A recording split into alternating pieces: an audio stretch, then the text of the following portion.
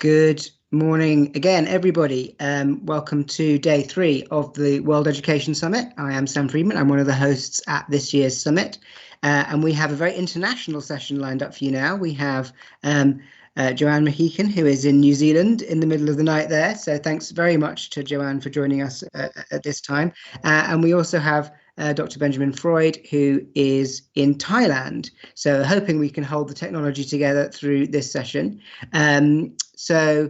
Joanne is the founder and CEO of the Learner First organisation in New Zealand, and also the founder of Kia Kotako Ako, hope I pronounced that right, probably haven't, the Learning as One charitable trust, also in New Zealand, and is the executive at Karanga, which is a global alliance of organisations looking to refocus education systems around the world on social and emotional learning as well as academic achievement.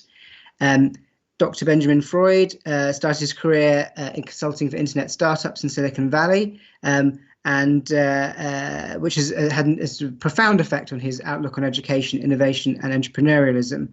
He continued to consult for larger and smaller firms around the world. He's also the whole school leader of learning and teaching at an international school in Thailand, which is centered around creativity, sustainability, and community.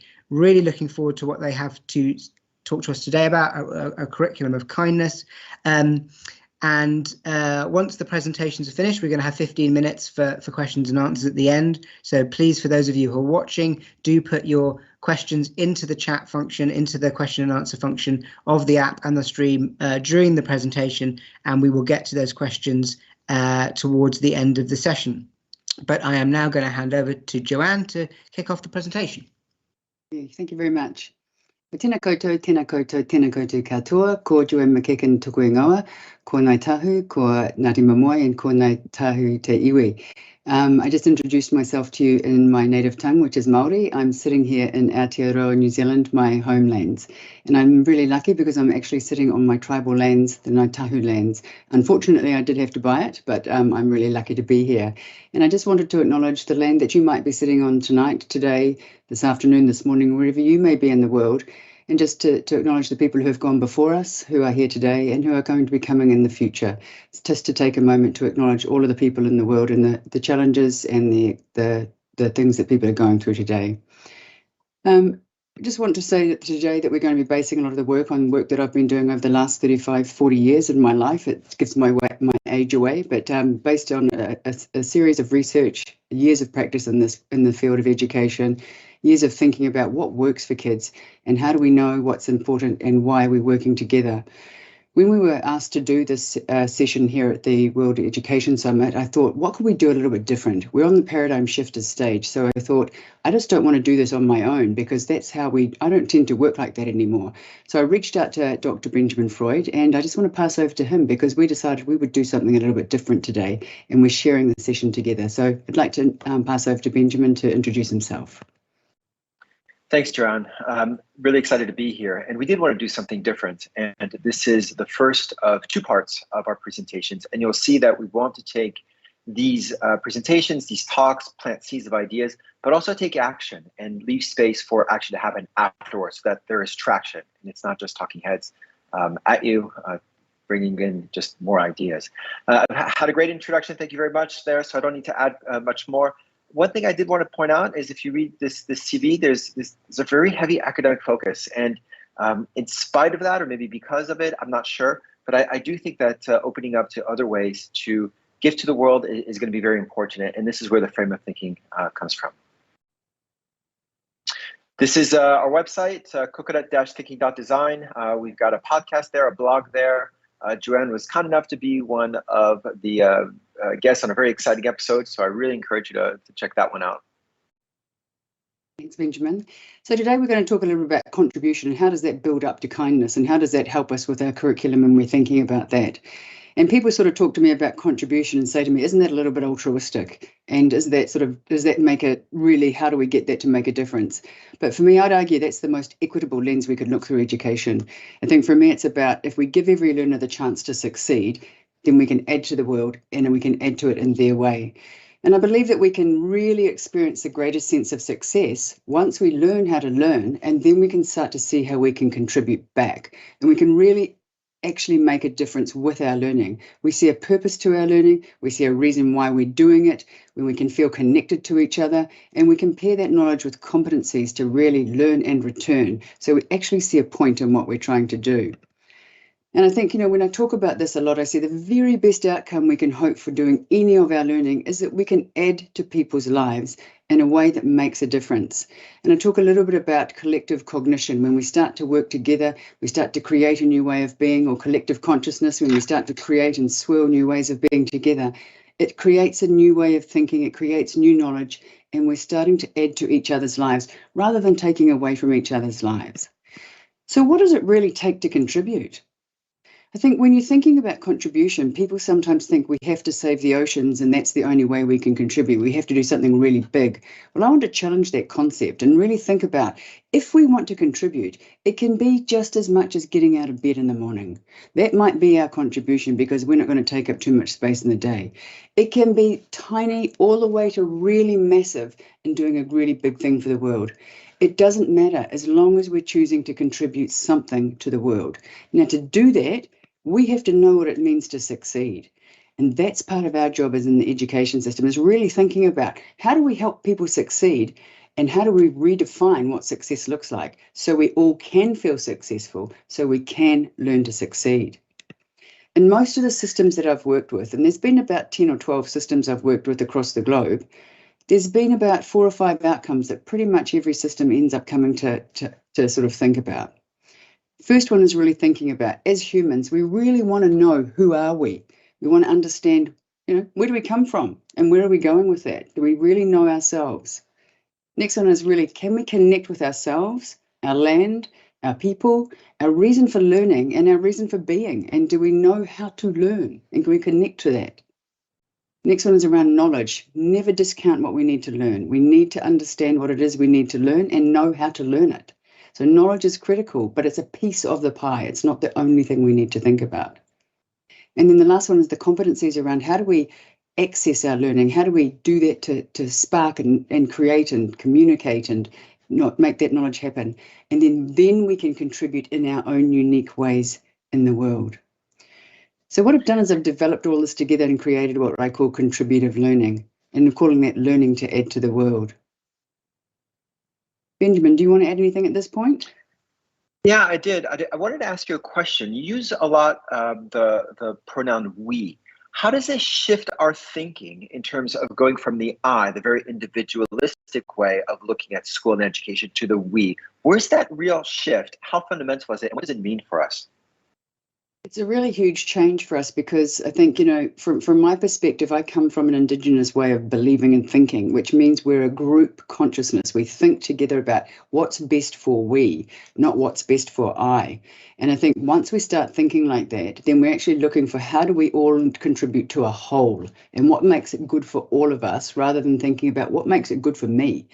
And I think that starts to shift our ways of thinking. It's like sometimes when I talk about assessment, it's actually we individually assess, but actually maybe it's time to think about how do we do that collectively, because we work together in most things we do. So the shift to we is quite critical because we don't live in isolation from each other. None of us are in isolation.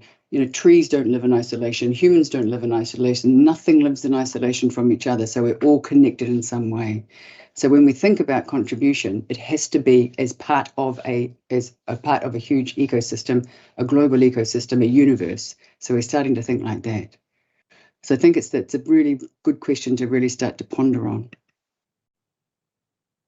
So when we talk about self-understanding, when we're thinking about that, and it's so interesting to think about self-understanding, when I work with some countries, we have identity comes first when we think about who are we. When I work with New Zealand, or Aotearoa New Zealand, we put place first because where we come from is more important than who we are. So each country might have a different order that they want to learn this and think about themselves, and it depends on where we come from as to what's really important. But the self comes first, the knowledge of who you are, before them, so we can understand ourselves. Sometimes in each country and each culture, it depends on what it is, but it's critical to know all of this first. A lot of places have pushed this to the side in favour of learning about content first. For me, it's about this and. It's this and, it's never one or the other. I want to give an example about when a school really starts to look at how do they bring it together, when they bring together content and thinking about themselves and learning. This school in Brisbane in Australia, we've been working with them for a couple of years. They started off working with us before they opened, and they're a secondary school. And what we've learned to do is we're thinking about this can be done inside the classroom. This can be done where we're thinking about how you can systematically integrate wellbeing and academics together by thinking and planning and providing the diversity of opportunity for kids to really work in different ways. But it has to be taught. We have to give tools and give teachers ways to think about doing this, to create a different way of thinking about it. And it doesn't have to look the same for every learner. And it doesn't have to look the same for every teacher. We can think about doing things differently if we give our kids problems to solve that are real.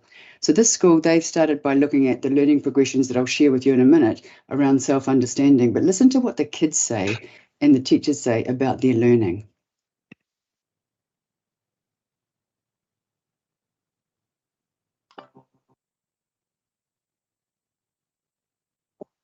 It shows us our place in the world almost. And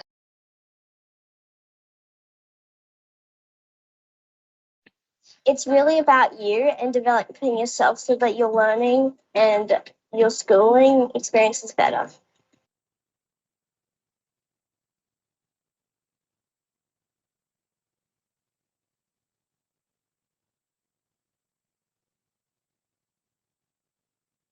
We know new is not new for long, and we know we have to work at it. And the innovation, particularly around how do we do things differently, acknowledging that the student needs to be at the centre of everything that we do, is about how do we spend the time for the student to understand themselves as a learner.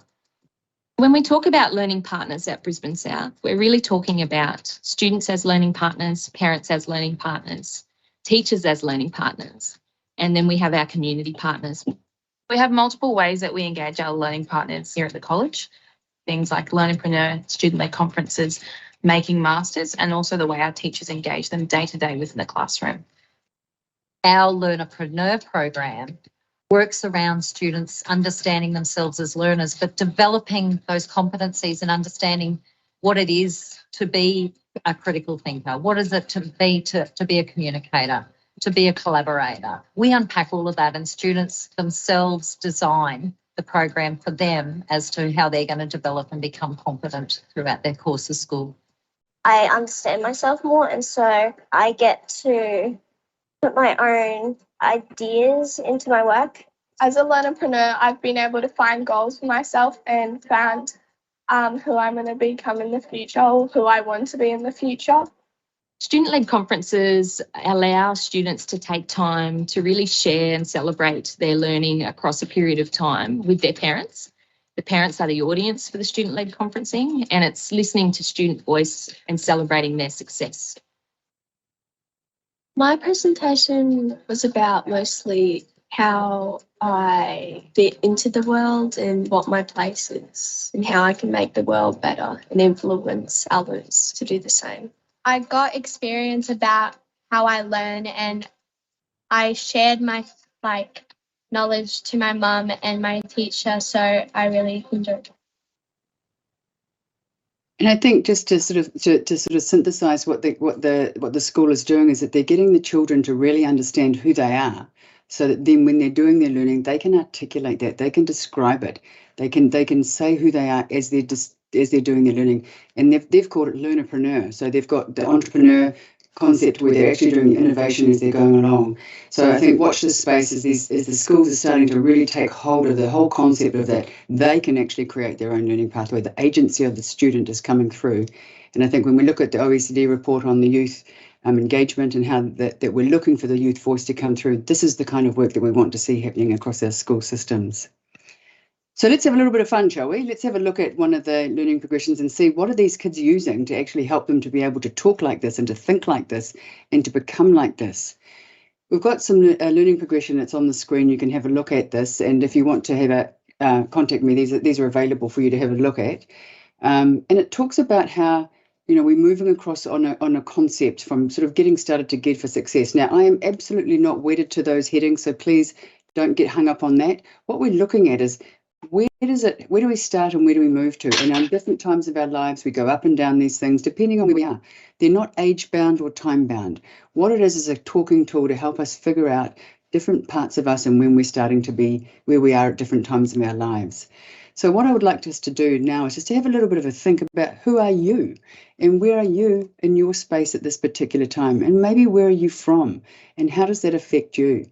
So let's just take maybe 3 or 4 minutes just to have a bit of a read around this particular dimension around place, and just give yourselves a moment to think about where you might be, and think about time, family and land, and think about, do you know where you're from? Do you know the people in the past that were important to you?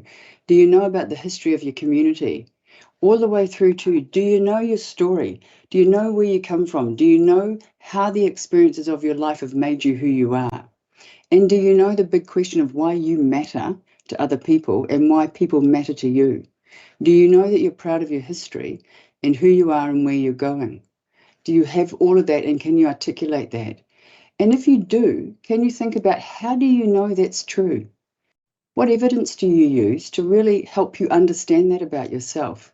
So maybe just take, a couple of minutes just to sit there and just reflect on that, and I'll be quiet for a moment, and maybe Benjamin can throw me a question or two in a few minutes, but just have a think about where do you sit on that and how do you know?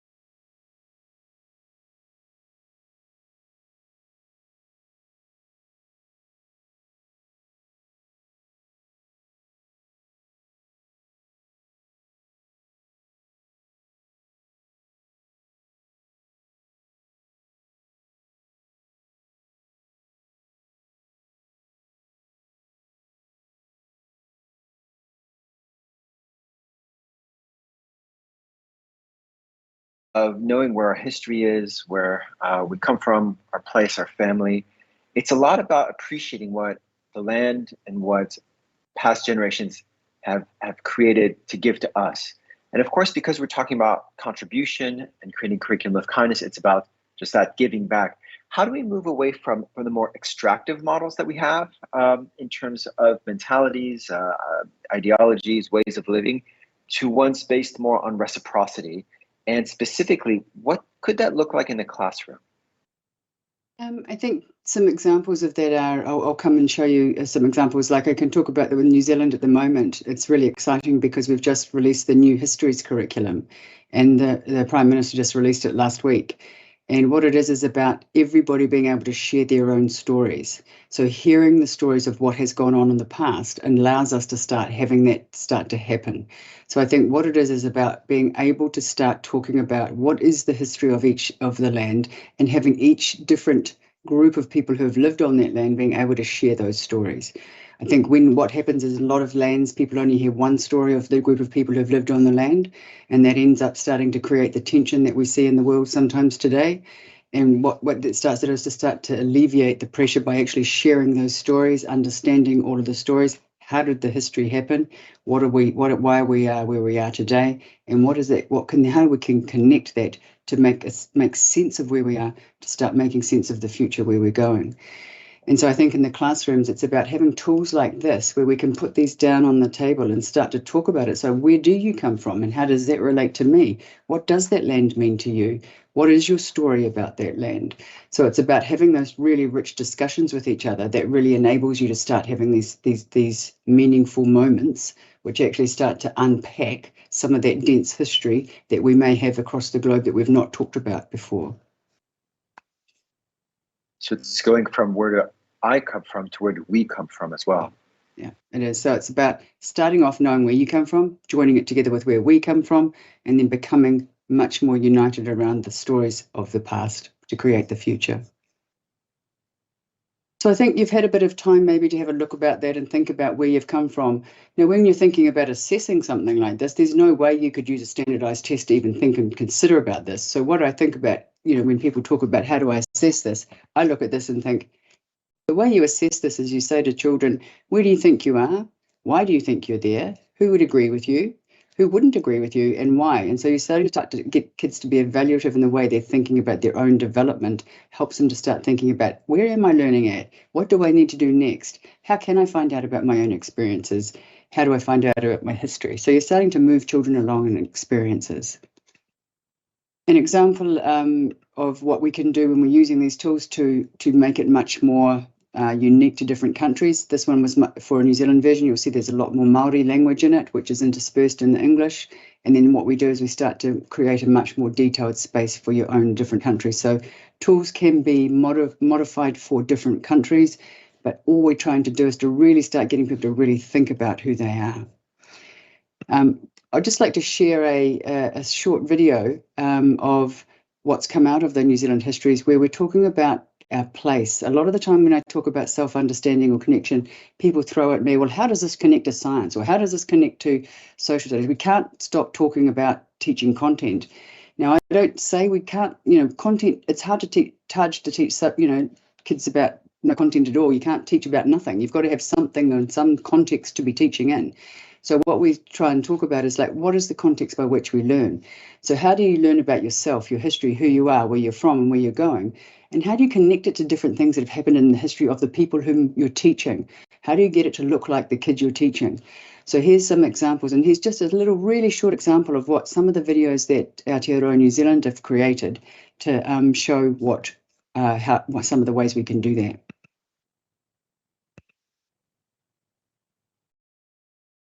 It's pretty trendy these days, but your Pacific ancestors knew about it way before it was cool. Hundreds of years before it appeared in expensive creams and cosmetics, Pacific people had already recognized the soothing and healing properties of this special ingredient.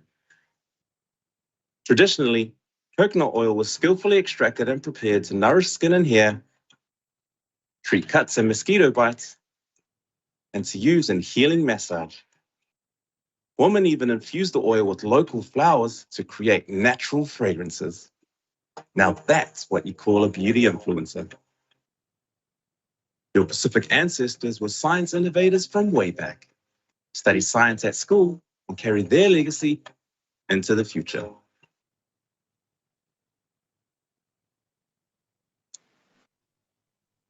And I think what that shows is that we're showing that people have always been scientists in different ways. It's just a different context by which we're looking at it. So I think that sort of talks about the self-understanding, connecting it to learning, connecting it to who we are, connecting ourselves to that wider world and the we concept that Benjamin has raised with us today. So when I talk about that, it moves us into connection. And unless we can connect, it's very hard to learn. Now, all of the research and evidence that talks about long life and relationships, it's about how do we live good, healthy lives. It's about those relationships we have, that connecting.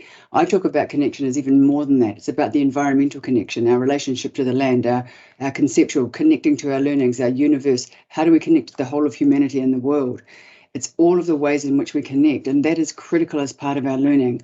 So I also have tools that help us to understand that. And then, as I said, the knowledge piece is critical as well. We have to understand that there is knowledge that we need, but what knowledge do our children need is really not the same for every single person. There's a base knowledge that everyone needs to have, but then what does each child need is up to them and their family and their people around them. The other one is the competencies that I talked about. And I talk about a commitment as one of the competencies that kids know how to actually get something done. Be able to collaborate, communicate, critically think, and be creative, be innovative to actually be able to make things happen. So I have a little bit of a framework that I use. We have to create those learning conditions. We have to connect with our kids.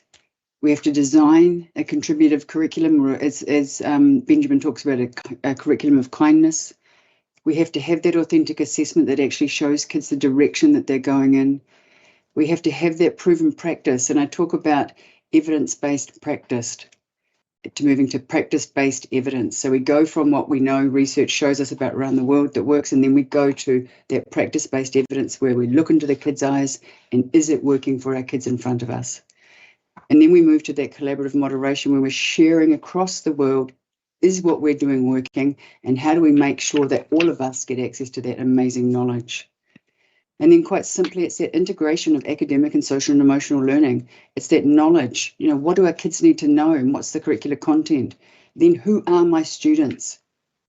What is it? What do they need to make them that whole person? Who are they to create that wholeness? Why is it important to know that? What would be valuable for them to know? Because otherwise we're wasting our time if we just try and stuff their heads full of knowledge. What we've really got to do is figure out how can we have all of those curriculum links that are really exciting and really want us to get us engaged. So I'll just pause there for a minute and say, Benjamin, is there anything you would like to add? Question, challenge? Yeah, I guess the question is really this changes the way you brought up earlier about assessment. And again, looking at what we assess, moving away from this knowledge-based, skills-based thinking of assessment, we're really looking at our contributions and how that impacts the world. How would you propose measuring, and I don't mean it necessarily in a quantitative way or even a qualitative way, but how do you propose measuring or figure out what the impact is of some of these contributions? How do we know that kids are making a difference in the world, and how do we bring that back to learning? The way I've started to think about it is that, even if we take, for example, the learning progression that I've just shown you briefly here, what I would look at is that I would put that together with, I'd say to the kids or the families, so if we want our kids to be able to do this, how will we know they're successful? What would it show us? And what would we expect to see for a kid to be successful here? What would be some of those indicators? And then we'd make a decision. So what would we look to see? Would we want to see a child being able to, so I'll give an example for New Zealand. For our kids to be successful, they need to be able to stand up and introduce themselves in Māori first, and then in English, and say where they're from, where their genealogy is, and what tribe they're from, etc. Now that's something. So that would be one of the indicators of success. Another one would be that they might be able to pass a test or something like that. You might have something like that in there. Another one might be that they have to actually be able to go out and do something that is impactful for the community, but you would decide that at the beginning. Then you might have another indicator, and you might say those 4 things together would help me know that my child is moving along. So you're looking for multiple ways of successes and synthesizing those together to say, so what? Has it happened? I think the biggest failure that we've had in education is that we've often relied on one single indicator, and that has created mayhem for us. And what that does is it says that if we have only one way of ever knowing anything, that will trip us up. So the ways of knowing has to be multiple different ways. And I think by overprivileging certain types of information, we've stunted our growth in education by not allowing all the different rich ways of knowing knowledge to be shared and allowing our kids to show what they know in that variety of ways, as well as the ways that we expect in the academic world. And of course, bringing in context as well, making sure everything is context and place-based.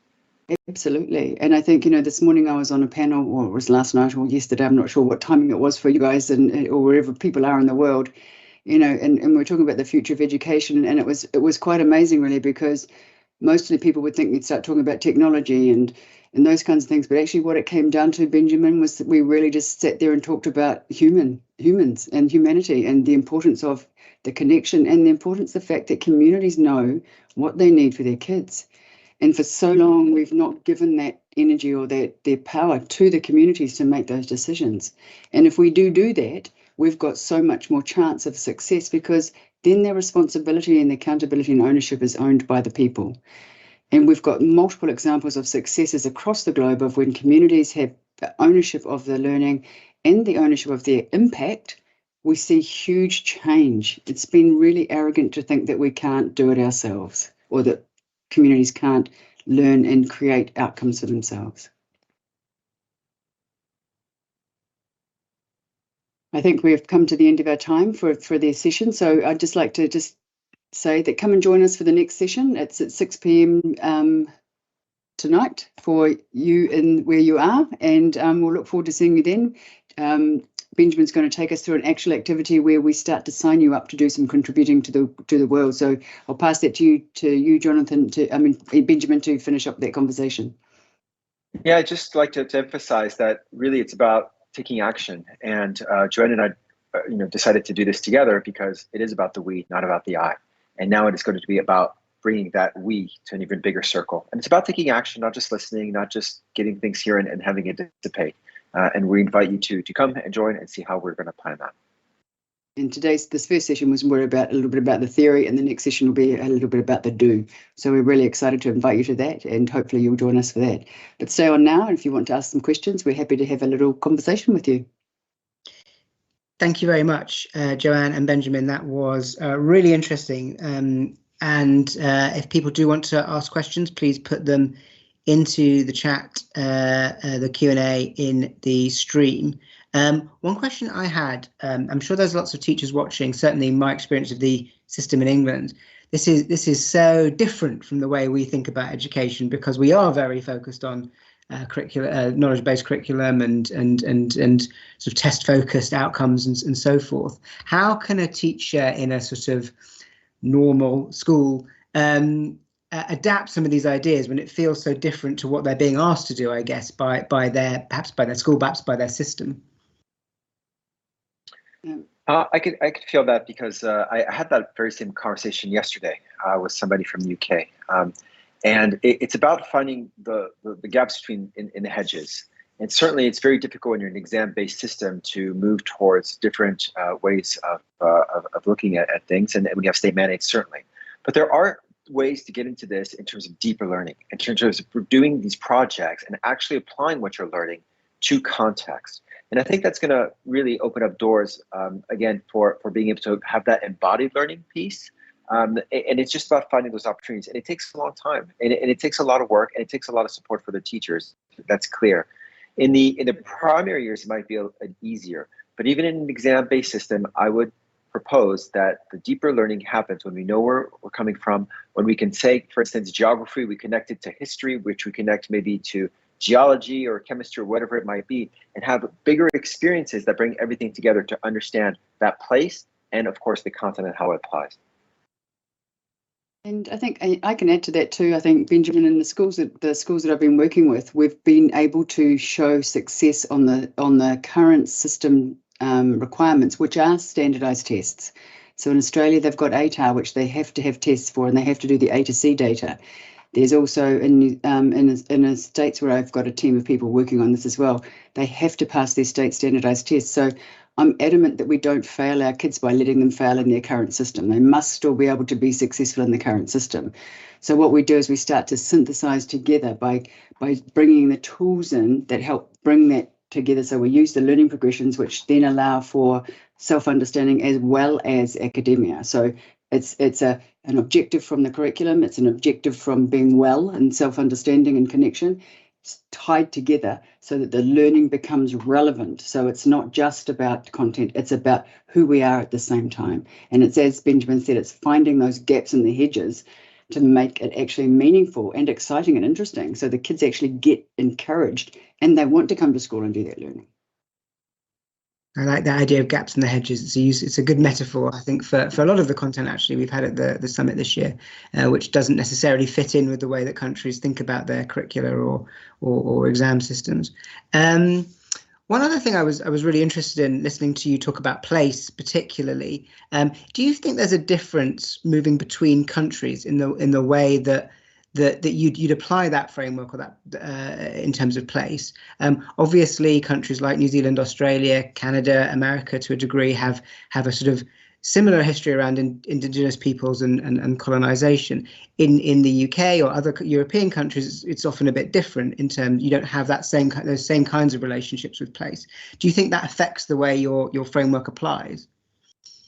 Absolutely. I think that's why I sort of said earlier that you need to you think about the context. And, you know, I mean, I wrote the tools, I led the development of the tools for new pedagogies for deep learning, which is a global organization that we sort of worked with about 10 countries. And they went across, you know, it was I wrote the 6 C's, which had, you know, learning progressions for collaboration and critical thinking and communication. And I was very surprised at actually, because when I wrote them, I didn't necessarily think they would work because they go across all the different cultural context. But what was really interesting and how they did work was that when people could bring their own sets of evidence to them, so that if you're in Finland, you could have a set of evidence that would match that what collaboration looked like in Finland. You could have what it looked like in New Zealand. You could have what it looked like in Canada. So each country, where they could have their discussion about what does it look like in our country, and then you could decide, okay, this is the evidence we would accept to say that's what success looks like for us. So I think it comes down to you have to make a decision in each culture. What does success look like? And then what is the evidence that you will accept? Obviously, there's a level of academic acceptance that has to be there, but also there's an acknowledgement of the cultural history of each of the countries that we're in that has to be available for the kids to know who they are. And every country has that. Absolutely. And also, if you bring in sorry, I'm just going to add really quickly. Also, if you bring in the natural world here, because every you know, it would be so wonderful to be able to name the local trees, the local birds, the local animals, and really feel a connection to that environment that we're in. And that could happen anywhere, even in London. I know there's not much left, you know, in some of these urban areas, but nevertheless, understanding that part of it would create a deeper connection to our immediate environment. Well, we have plenty of foxes and some rats, so you know we've got a bit of wildlife in London. A couple of questions from the audience. Nicholas Bevington, I think this has touched on a couple of points we've already been looking at around measurement. Your presentation speaks to a lot of what we're trying to achieve in my school. Given a free choice, no curriculum constraints, what, if anything, would you measure? I would measure the self-understanding, connection, and competency, and then work out with the kids the knowledge that they needed to measure. And I think it's the combination for me. It's like there's no point doing one without the other. And the example I use is that, and I hate to use it again because I've used it so many times, and I'm sorry if I'm boring anyone, is that when you go to the doctor and you run in and you're late and your blood pressure's high, they don't say you need open heart surgery tomorrow because you've got high blood pressure once. You have to have multiple indicators. They take a multiple range of tests. They look at a whole range of things, and then they say, how do you feel? They include you in the discussion. So kids need to be included in the discussion. Families need to be included in the discussion. Communities need to be included in the discussion. I don't think it's just up to us anymore as to what we should be measuring. It's got to be up to a broader range of people to say what's actually important for our society. I think, you know, we've got so narrow in our focus in education that we've lost the plot on what actually we do need to measure, because society has changed so dramatically since education has been invented in the way that it currently is. Also, adding to that and building to what is important for the people in the community, if this kindness or whatever the word is that we attach, I think it's also possible to measure the impact that any project has on the community. And this wouldn't be much different than in some of the practices that are done in the professional world. We know how much impact, for instance, setting up X and X, X and Y project somewhere does. We can measure that. We can see, hearing voices from places who have benefited, hearing voices from those who have had their lives changed from these projects. That's very important to bring those in. Adding to what Joanne says, that's very important. What is the point of doing something if we don't include the voices of those who are affected, benefit, and whatever that might be? Great, thank you. Another question from Adriano Di Preto, who asks, so what if we placed wellness at the center of our society? What if we made it central to the objectives of learning? What would that look like? Well, Adriano, you know that I would love to do that. And I think that if we did that, then I think we would have a massive change. I think that's the dream, is to say that if we had a well society, then the whole world starts to look very different. And I think if we said that if we started to measure how well we were, just as much as we spent time measuring academics, then we would start to shift how we lived. Because, one of the books I wrote was making the important measurable, not the measurable important. And that's because that starts to shift. Whatever we say is important, whatever we measure is actually what we value. And so if we said that wellness was the most important thing and we put that right at the center, then that we would start to change what we did. And that means a difference for our world. That becomes the most important thing. And given the rate the world is at for mental health issues, we need to do that. That is our priority right now. And Adriano also, in the chat, he raised a point about COVID and how it offers, as well as many challenges that it's offered us, it also offers perhaps an opportunity to change things, given the way that schools have been disrupted anyway around the world over the last couple of years. Is that something you agree with, and what might that look like? I worry about this, whether or not it's going to change things, because I think that if we still have the same values of measuring things quantitatively, measuring learning by certain standardized test scores, if we can't get rid of that, the system will not change. And we can talk about, having this and we have an opportunity, but until we change our values, the system won't be disrupted, and will continue to thrive on these standardized tests, and will continue to thrive on a meritocratic system. And putting wellness at the center, and not just wellness of people, of course, but wellness of every living thing on Earth, would drastically change the values that we have. So COVID is an opportunity. However, it's an opportunity, first of all, to rethink our values. And I think that if you keep what we're doing, this kind of work that we're doing on the edges, and kind of think of it as kind of like, it's just kind of testing, or it's not the mainstream yet, that's when I think that's why we're still in trouble. We still kind of think this kind of stuff is on the edge. Whereas actually this is the real meat and potatoes of what life and learning is all about. It's about us, it's about humanity, it's about people. And what we've done is we've made it about content and about things that are outside of ourselves. Actually, we've got to bring it back into who we are as humans, and how we connect and be together. And I think, we've got, if we can make that the main point of education, make that the reason why we learn, is to actually learn to be with each other and live great lives, then that becomes the point of it. But at the moment, the point of it seems to be how many papers we can fill out, how many kids we can push through, how many, numbers and things like that. Whereas actually that's not serving us. What serves us is love. What serves us is taking care of each other. What serves us is helping humanity. What serves us is knowing that we care, and that kids can be successful in the ways that they choose to be. Absolutely. We're coming towards the end, but Louise Anderson has asked, really like the presentation. She'd love a copy of the progression. Is that available on your website? Is that available anywhere for people to have a look at? Yes, I can. It's in the book called Measuring Human Return, but I can pop it up, or I can send it to. I'll pop it up on my website. Brilliant. Thank you so much. One question just to finish us off that we're supposed to be asking to all of the speakers at this year's summit. What do you think in one sentence, which is a bit of a challenge, but what do you think in one sentence is the emerging horizon in education? regeneration, circular. Those are just words, but I think that that's something that's probably a little bit beyond that horizon. But that's something that we're going to have to think about, this place-based, creating systems that are tremendously local while taking advantage of technology. Sounds good. And mine would be communities taking ownership again, communities reclaiming education. Brilliant. That's a great message to finish up on. On behalf of the audience, we've had loads of really positive comments in the chat. Just huge thanks for bringing that view of what a different system could look like, and huge thanks to Joanne and Benjamin for that presentation and discussion. Thank you so much. Thank you.